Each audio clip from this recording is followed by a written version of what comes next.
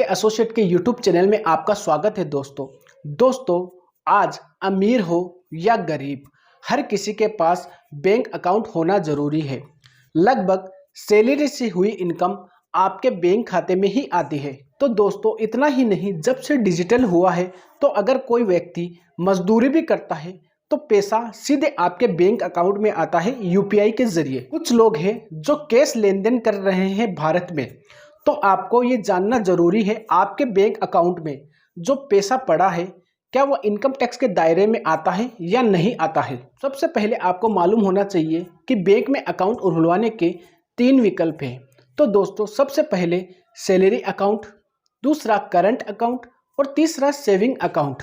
ज़्यादातर पर्सन के पास बैंक में सेविंग अकाउंट होता है, यानी कि बचत खाता होता है, उसी में लगभग ज़्यादातर लेन देन होता है। हमारे भारत देश में लगभग लोग बचत खाते में ही लेन देन करते हैं, लेकिन आपको पता होना चाहिए एक सेविंग बैंक अकाउंट में हम कितना पैसा रख सकते हैं। इसकी कोई भी लिमिट नहीं है, लेकिन आपको पता होना चाहिए कि जो बैंक में रखा पैसा होता है वह इनकम टैक्स के दायरे में आता है या नहीं आता है।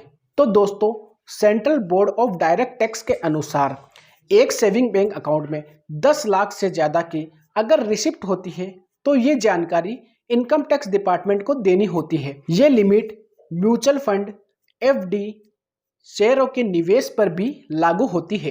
ही दोस्तों बचत खाते में जो ब्याज मिलता है उस पर भी टैक्स का भुगतान किया जाता है, लेकिन उसके कुछ नियम हैं। जैसे income tax act section 80 TTA के तहत आम लोगों को एक बचत खाते में वित्तीय वर्ष में अर्जित 10,000 के ब्याज पर किसी भी तरह का कोई भी टैक्स नहीं लगता। अगर मिलने वाला ब्याज 10,000 रुपये से ज़्यादा है तो फिर आपको टैक्स देना होगा। जमा रकम पर आपको टैक्स देना होगा। सीनियर सिटीजन पर यह लिमिट 50,000 रुपये तक की है।